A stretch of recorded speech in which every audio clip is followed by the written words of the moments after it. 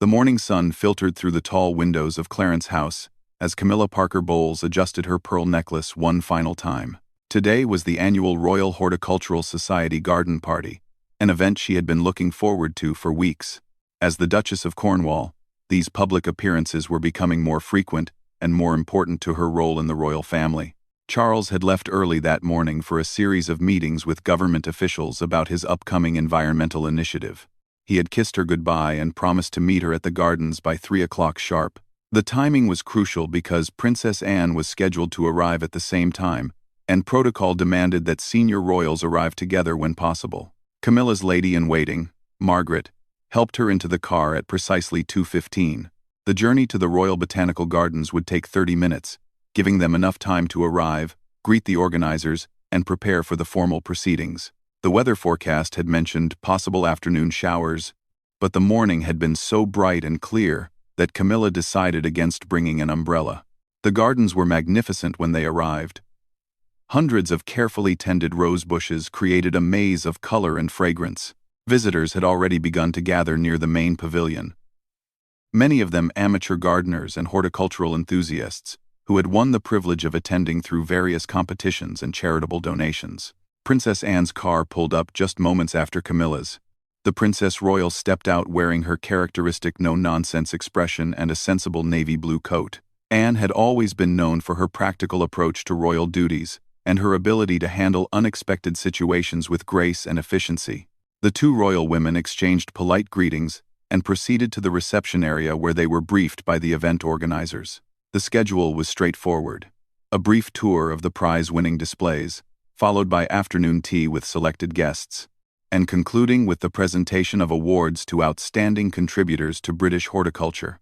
As they began their tour, Camilla found herself genuinely interested in the various exhibits. She had developed a real appreciation for gardening since joining the royal family, and she enjoyed learning about the different techniques and varieties on display.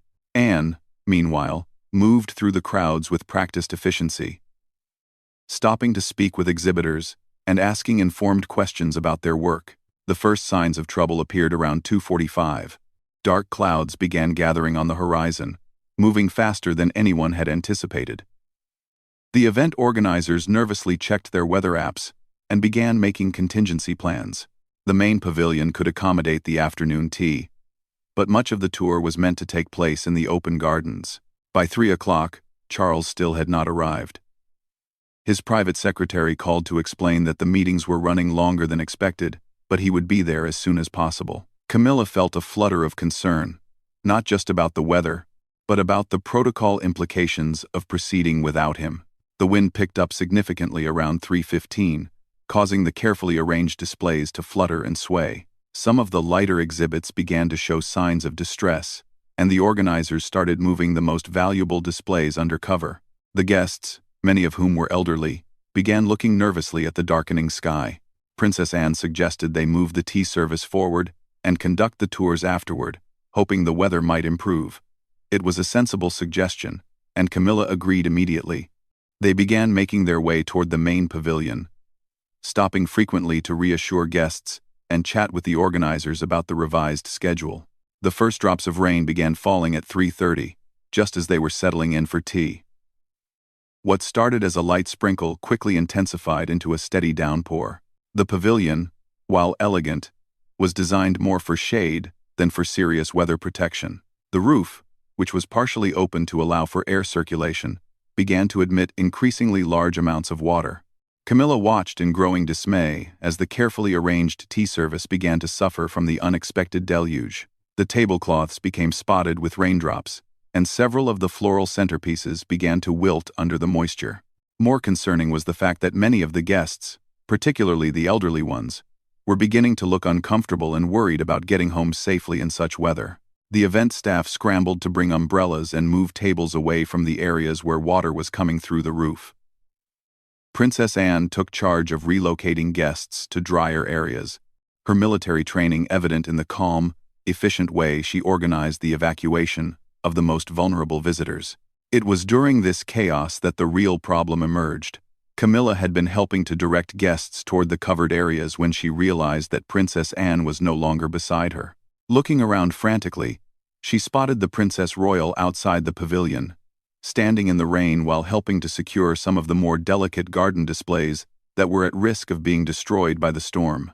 The sight of Princess Anne, the hardworking sister of the future king, standing alone in the increasingly heavy rain while trying to protect the exhibits, struck Camilla with an unexpected force.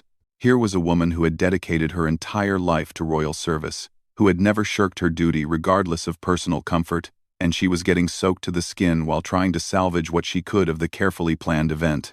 Camilla's first instinct was to rush out and help, but she was immediately reminded by her security detail that protocol prevented her from leaving the covered area without proper protection and advance planning. The irony was not lost on her. Here she was, safe and dry under the pavilion roof, while Anne stood in the downpour doing the practical work that needed to be done. The rain continued to intensify, and still Charles had not arrived. His absence was becoming more noticeable and more problematic as the minutes ticked by. The guests were beginning to ask questions, and the media representatives who were covering the event were starting to take note of the unusual situation.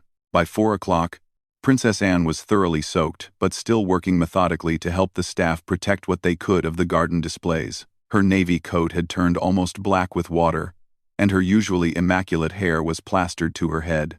Yet she continued to work with the same steady determination that had characterized her entire royal career. Camilla felt a growing sense of unease about the situation. She knew that the images of Princess Anne working alone in the rain while she remained dry and protected would not reflect well on any of them. More than that, she genuinely admired Anne's dedication and felt guilty about being unable to join her in the effort.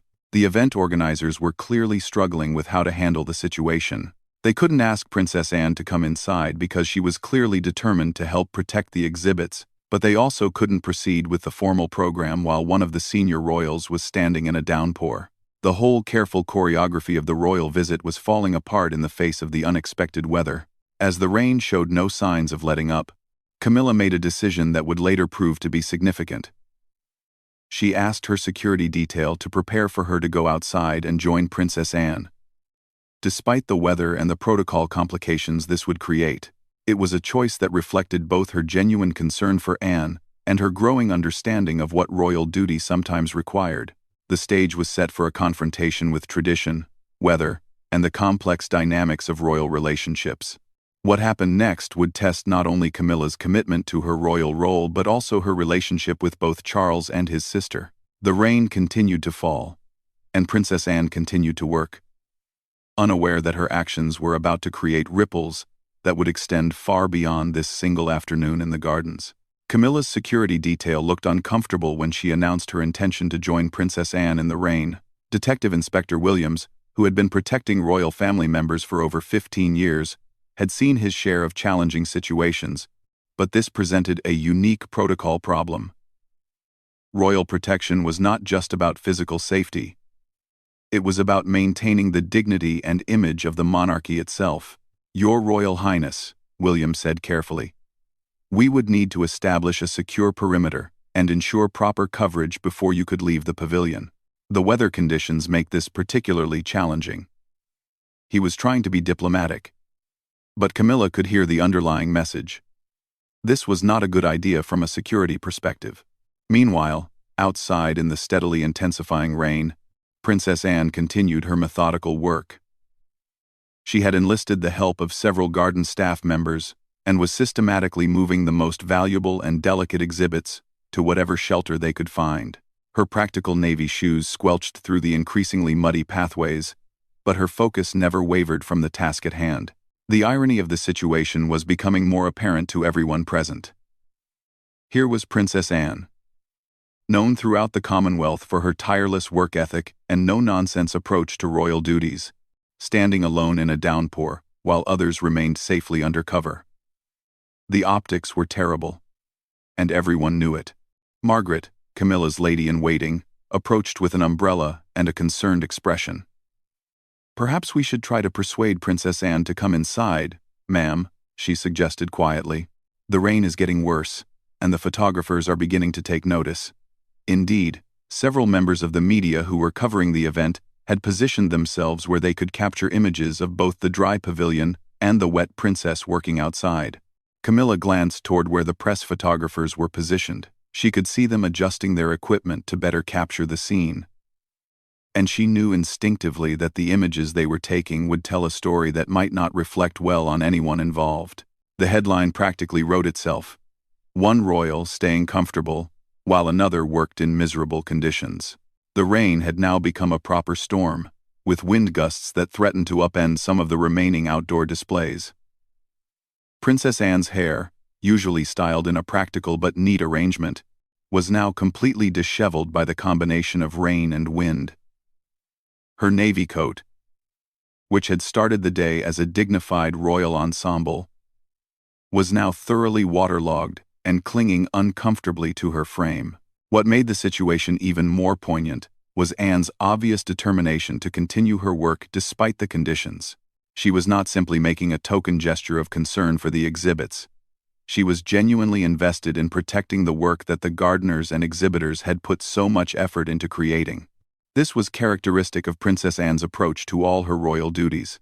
She took them seriously and personally. Camilla watched as Anne carefully lifted a particularly delicate orchid display and carried it toward a small maintenance shed that offered some protection from the elements. The sight of the Princess Royal, soaked to the skin but still focused on her task, stirred something in Camilla that went beyond mere protocol or public relations concerns. The guests inside the pavilion were beginning to murmur among themselves. Many of them had traveled considerable distances to attend this event, and some had been looking forward to it for months. They could see Princess Anne working outside, and they were beginning to ask questions about why she was out there alone, and whether someone should help her. Mrs. Eleanor Hartwell, a 78-year-old rose enthusiast from Devon, who had won her invitation through a local gardening competition, approached Camilla with a concerned expression. "Excuse me, Your Royal Highness," she said politely but firmly. "But shouldn't someone be helping Princess Anne? She's been out there for quite some time now, and the weather is really quite dreadful." The question hung in the air, and Camilla realized that it echoed what many people were thinking. The elderly woman's direct approach was refreshing in its honesty, and it crystallized the moral dimension of the situation that had been building throughout the afternoon. "You're absolutely right, Mrs. Hartwell," Camilla replied after a moment's consideration. "Someone should indeed be helping her." The words came out before she had fully thought through their implications. But once spoken, they felt absolutely right. Detective Inspector Williams overheard this exchange and approached once again. "Ma'am, if you're determined to go outside, we can make arrangements, but it will take a few minutes to organize proper protection. The conditions are quite challenging, and we need to ensure your safety." Camilla looked out at Princess Anne, who was now helping to secure a display of prize-winning delphiniums that were in danger of being completely destroyed by the wind and rain. Anne's movements were becoming more labored as her wet clothes made every action more difficult, but her determination was undiminished. "How long will it take to organize the necessary protection?" Camilla asked Williams. "At least 10 minutes, possibly 15, given the weather conditions and the need to coordinate with Princess Anne's security team," he replied honestly. 15 more minutes seemed like an eternity as Camilla watched Anne continue to work alone in the deteriorating conditions. The wind was now strong enough to bend the trees, and the rain was coming down in sheets that made visibility increasingly difficult. It was at this moment that Camilla made a decision that would later be seen as either admirably spontaneous or recklessly impulsive, depending on one's perspective. She turned to Margaret and said quietly, "Please find me the largest umbrella you can locate. I'm going out there now." "Ma'am." "The security arrangements," Margaret began. But Camilla cut her off with a gesture. "Princess Anne has been out there for over half an hour in this weather, working to protect these exhibits while we stand here debating protocol. I'm not willing to wait another 15 minutes while she continues to get soaked." Her voice carried a firmness that brooked no further discussion. Detective Inspector Williams realized that his options were limited. He could not physically prevent Camilla from leaving the pavilion, and he understood the reasoning behind her decision, even if he disagreed with the timing. "Very well, ma'am. But please allow me and Sergeant Davies to accompany you immediately. We'll establish better security as soon as possible." "Sergeant." "With refereting with card he is now, Jane." "With Foss the 27. Margaret returned quickly with a large black umbrella, the kind typically used by event staff. It was practical rather than elegant, but it would provide some protection from the elements. Camilla accepted it gratefully and prepared to step out into the storm. As she moved toward the pavilion entrance, several of the guests turned to watch. Mrs. Hartwell smiled approvingly and said, "Good for you, dear. That's what family should do for one another." The comment was made quietly, but it carried clearly in the subdued atmosphere of the pavilion. The first blast of wind and rain hit Camilla as soon as she stepped outside the covered area. The contrast with the relatively calm environment inside the pavilion was startling. The umbrella immediately began to strain against the wind, and she had to grip it firmly with both hands to prevent it from being torn away. The ground beneath her feet was already becoming muddy and slippery, making each step treacherous. Her elegant court shoes, chosen for their appropriateness to a garden party rather than their practicality in a storm, provided little traction on the wet grass and gravel pathways. Princess Anne looked up in surprise as Camilla approached, clearly not having expected anyone to join her in the deteriorating conditions. For a moment, the two women looked at each other across the rain-soaked garden, and something passed between them that had less to do with royal protocol and more to do with simple human recognition. "Camilla, you shouldn't be out here," Anne called over the sound of the wind and rain. "This weather is getting worse by the minute." "Neither should you," Camilla replied, raising her voice to be heard. "But since you are, you shouldn't be doing it alone." Anne's expression shifted subtly, and for the first time that afternoon, she allowed herself a small smile. It was a moment of connection that transcended their formal roles and acknowledged their shared commitment to seeing the task through, regardless of personal discomfort. Together, they began working more efficiently to secure the remaining vulnerable exhibits. Camilla's presence, even with her limited gardening experience, made a significant difference in their ability to move larger items and coordinate their efforts with the garden staff. However, their collaboration was about to be interrupted by an arrival that would change the dynamic of the entire situation and create new complications that neither of them had anticipated. The distinctive sound of the royal convoy approaching could be heard even over the storm, as Charles's motorcade finally pulled through the gates of the Royal Botanical Gardens. It was nearly 4:30, over an hour and a half late, and the carefully planned schedule had long since been abandoned in favor of damage control and weather management. Charles stepped out of his official car and immediately took in the chaotic scene before him. The elegant garden party he had expected to find had been transformed into something resembling a disaster relief operation. Staff members were rushing about with tarps and umbrellas, trying to protect what remained of the outdoor exhibits, while guests huddled in whatever shelter they could find. His private secretary, James Morrison, hurried to brief him on the situation as they quickly made their way toward the pavilion. "The weather deteriorated rapidly about an hour ago, sir.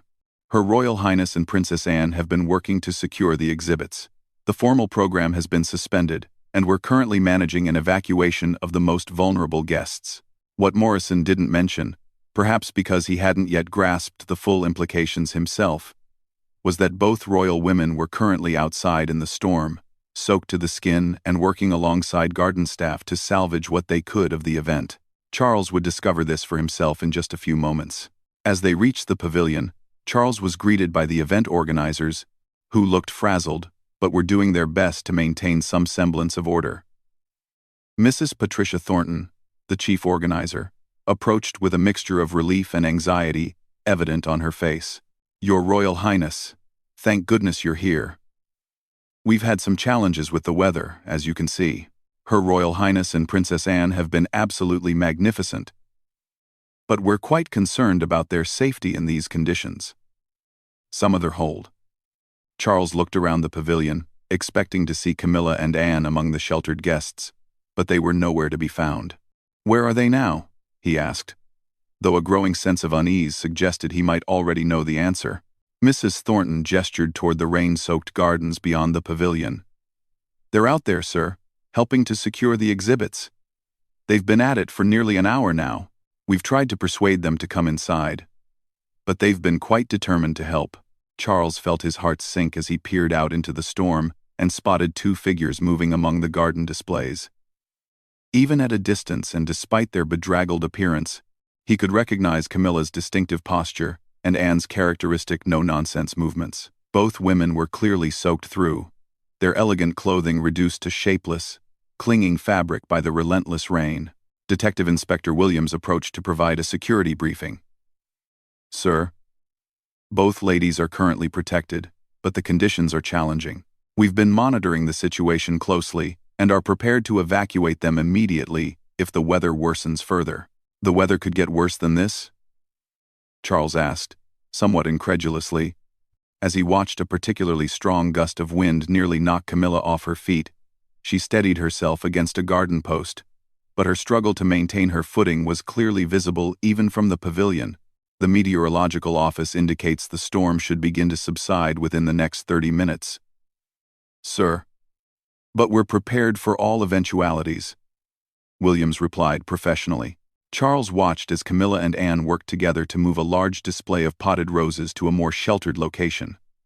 Their coordination was impressive, but their obvious physical discomfort was painful to observe. Camilla's usually immaculate hair was plastered to her head, and her elegant dress had been replaced by what looked like a collection of wet fabric clinging uncomfortably to her frame.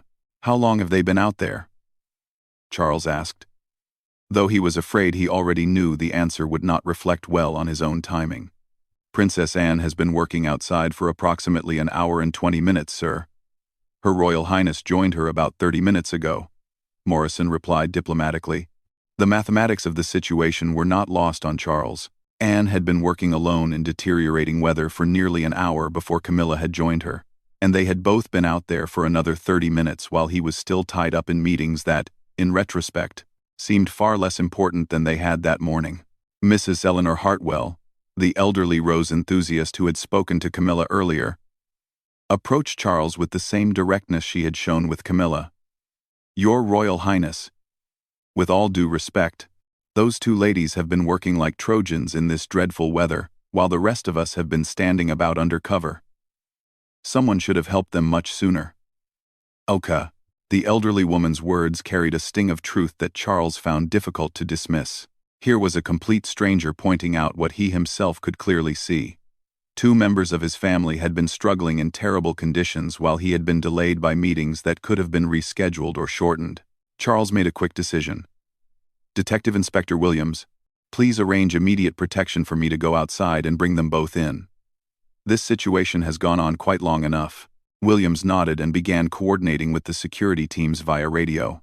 The process that had taken 15 minutes to organize for Camilla could be accomplished more quickly for Charles, given his primary status and the presence of additional security personnel who had arrived with his convoy.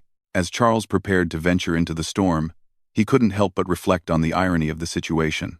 He had always prided himself on being a hands-on member of the royal family, someone who genuinely cared about the causes he supported and the people he met in his official capacity. Yet here he was, arriving to rescue two women who had already demonstrated exactly those qualities in his absence.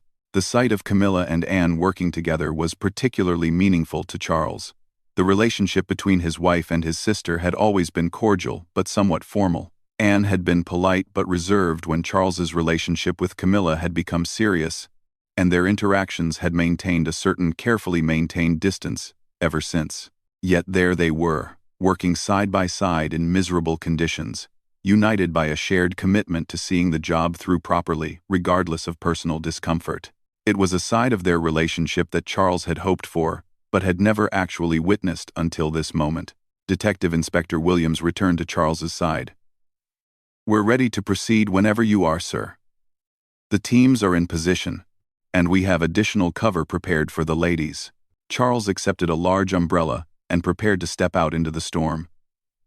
The wind hit him immediately, much stronger than it had appeared from inside the pavilion.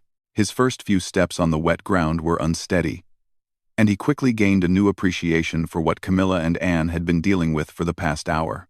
As he made his way across the gardens, Charles could see the extent of the damage that the storm had caused. Many of the more delicate displays had been severely damaged, despite the efforts to protect them. The careful arrangements that had taken months to prepare had been reduced to scattered flowers and overturned pots in a matter of hours. But he could also see the areas where Camilla and Anne's efforts had made a real difference. Several of the most valuable exhibits had been successfully moved to protected areas, and their systematic approach had clearly saved many items that would otherwise have been completely destroyed. As Charles approached, Both women looked up from their work with expressions that mixed surprise, relief, and perhaps just a hint of reproach.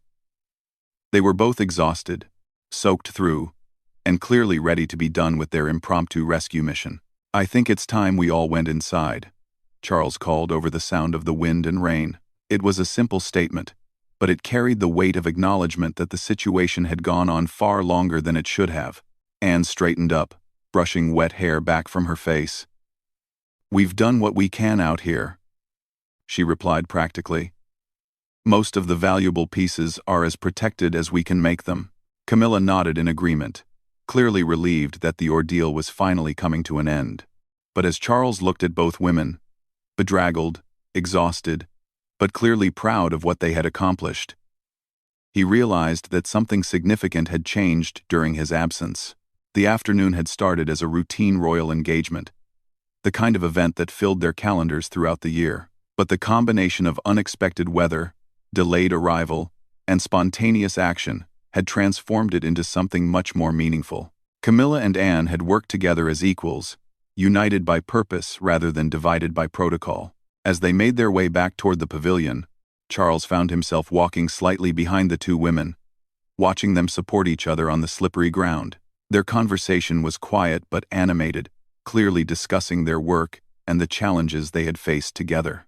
The guests in the pavilion burst into spontaneous applause as the three royals finally returned to shelter. It was an unusual breach of protocol, but the circumstances had clearly moved beyond normal formalities. Mrs. Hartwell led the applause with obvious approval, and even the normally reserved event staff joined in the recognition. But as Charles helped Camilla out of her soaked coat and watched Anne efficiently organize the distribution of warm towels to the garden staff, he couldn't shake the feeling that he had missed something important. The applause was for all three of them, but the real heroism of the afternoon had taken place while he was elsewhere, dealing with meetings that could have waited. The storm began to subside as they finally sat down for a very delayed and much modified tea service. The formal program was completely abandoned, replaced by an impromptu gathering that felt more authentic than most royal events. But Charles found himself wondering what other important moments he might miss if he continued to prioritize protocol and schedule over presence and spontaneity.